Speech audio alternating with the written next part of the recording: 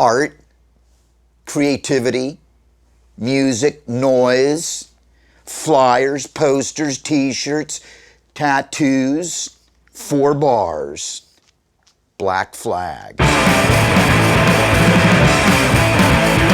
When I saw the Black Flag logo, it did something to me where Ian and I both had the same gut punch reaction, like, whoa, that's heavy, man. We saw the logo before we heard the band. It was the logo that affected me first, and it was quite impactful. When you have that feeling of danger and this intense commitment to art, it's like, art and action coming together. And very rarely does that happen. When art and action come together, it's like a zeitgeist of a moment that's very powerful. It was a fucking sincere expression that can never happen again. People cannot pay homage to it, but it can't happen again. Not that. And they were such an artistically deep band. There was so much love and art in it, You can feel the work and the effort and the intensity and the caring and the poetry. Well, our thing was that we were being watered down with whatever mundane, whatever mediocre, whatever Eagles Hotel California. It was blatant for us that, when the Ramones album came out and the Damned album came out, we started hearing about the Sex Pistols. That's what we wanted to do.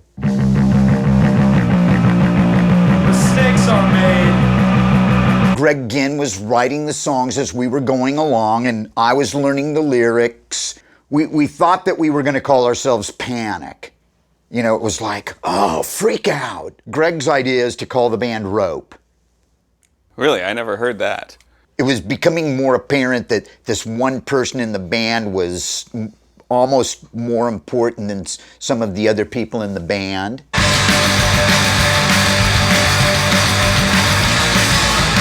Black Flag had this amazing luck. They've got this great music, but they've got the guitar player's brother, Raymond Ginn, who is this astonishingly talented artist. You have this person making the suggestion that this is what we should call our band. And then all of a sudden, somebody else steps up, and that person stepping up would be Raymond Pettibone, presenting the logo and the name. My name is Raymond Pettibone, and I designed this motherfucking thing.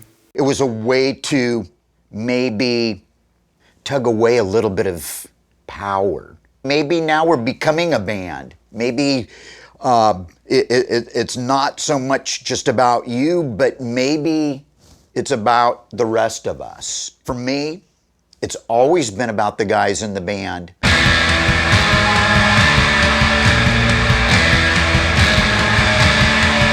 Black Flag's logo originated by one Raymond Pettibone, the amazing artist. That became synonymous with unrest, chaos, rebellion, and those pushing against anything you got.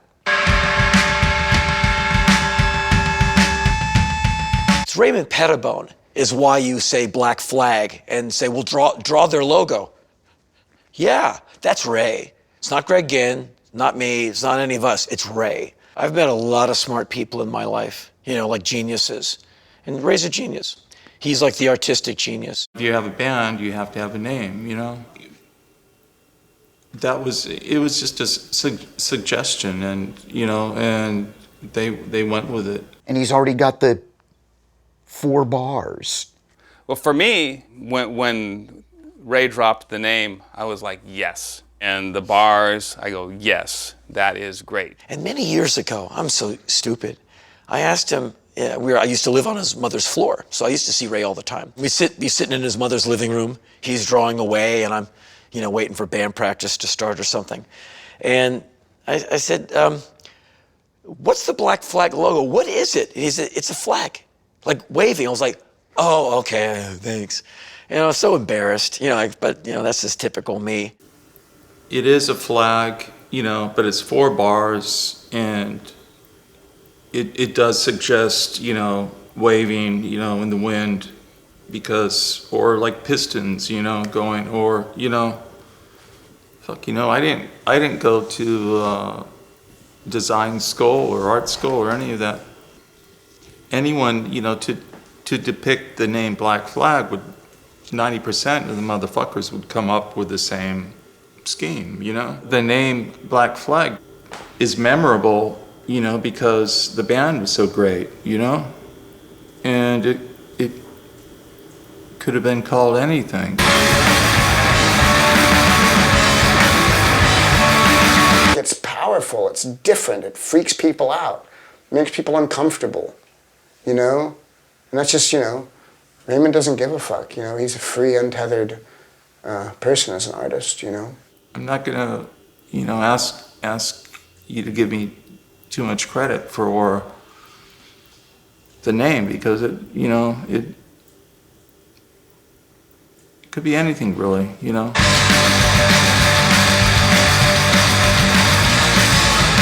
The thing is that for us to do, the Sex Pistols are great, the Damned are great, okay, but for us to do that would be fake. I mean, I guess it takes courage. To me, it's the only way to roll. But you have to step with yourself, because music, it's about the truth. You're not telling the truth, and it's going to suck. You have to bring the real thing, and you bring the real thing, and it's mind-blowing. Black Flag is an art band. I think calling them a punk band is kind of belittling them. You know what I mean? Because it has so many connotations. For me, they're an art band. They're like a fucking hard, deep, heavy art band. They didn't play by any rules. They did whatever they wanted. They played slow, they played fast, they did everything, and they evolved and changed and moved the entire time.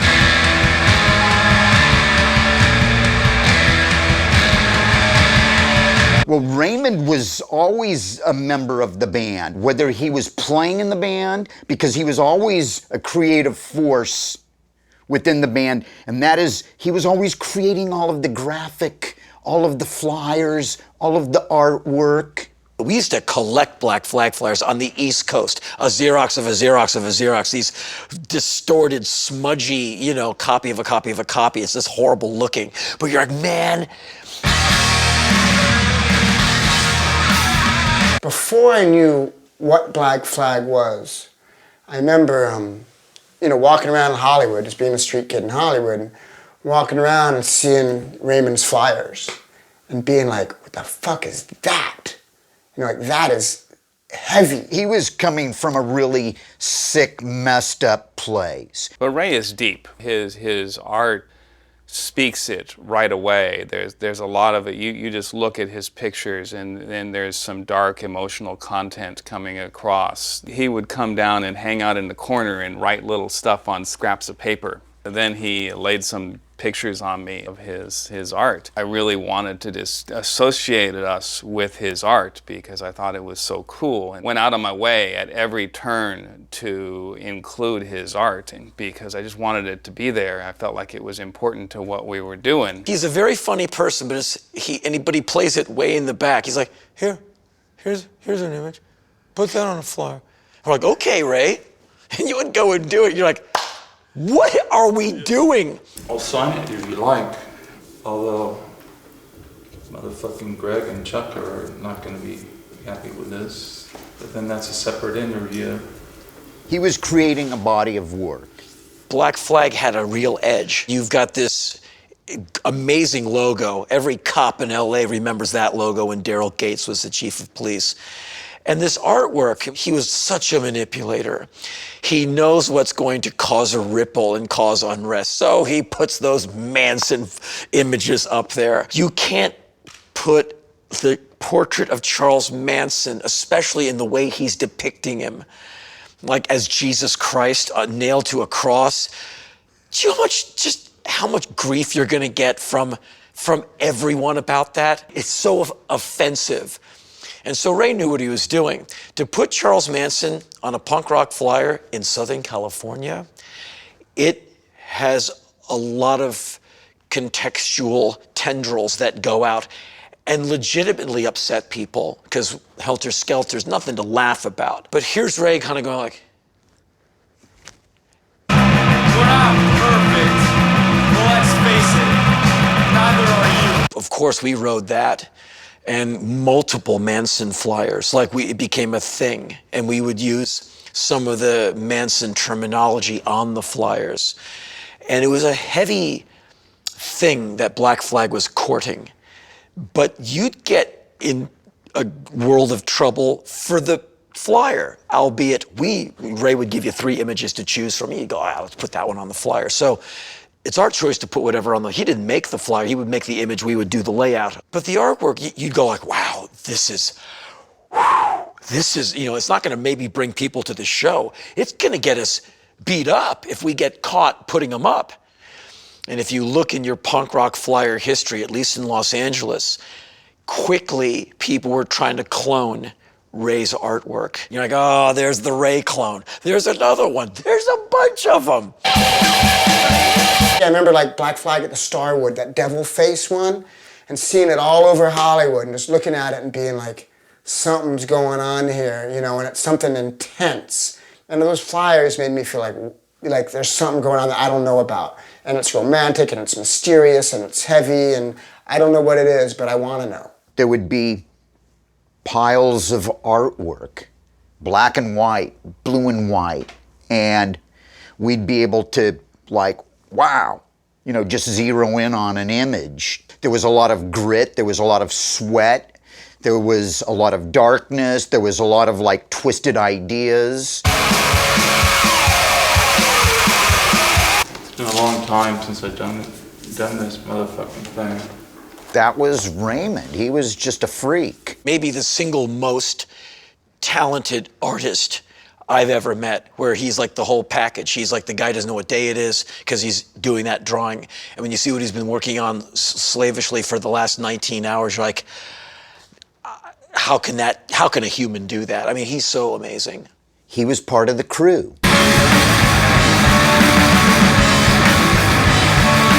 The power of the imagery and the organic liveliness of the images, it's got life to it, and it's like the sickness of California. It's not the sickness of New York. He's a cultural force.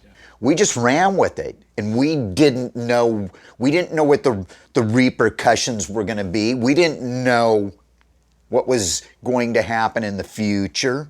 We didn't know if we used an image that it was going to touch so many people or spark so many imaginations. We were just a group of guys. We were going with it. We were going for it. But we were feeling it, and you could feel the impact the stuff had on you. It was revolutionary. People were freaking out, dedicating their lives to this art.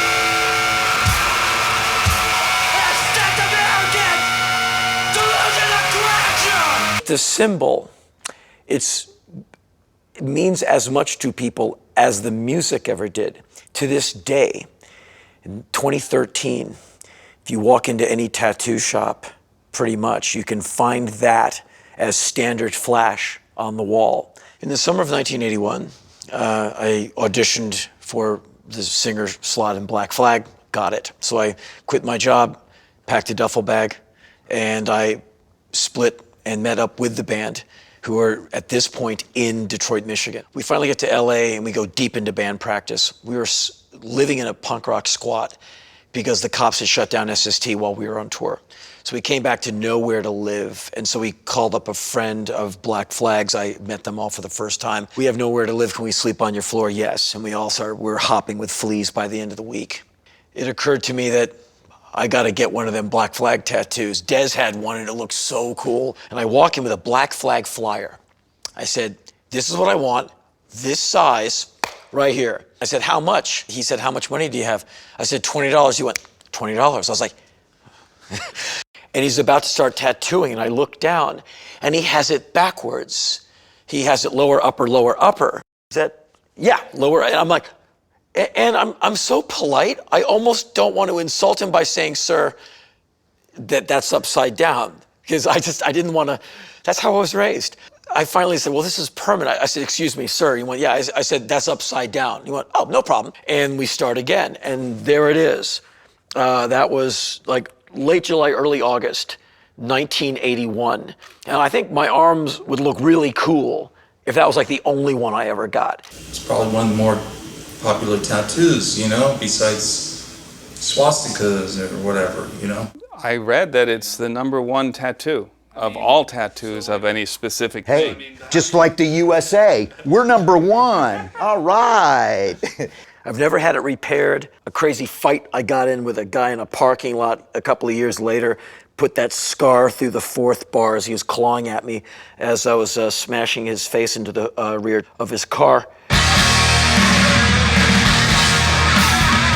When I would go to a Black Flag show, it was fucking dangerous, and you felt it. If the cops weren't gonna club you over the head, some fucking methed out skinhead was gonna kick you in the face, anything was gonna happen. Your logo, it became like, the thing on your shield, and you'd go into battle, and quite often the fans would try and beat you up.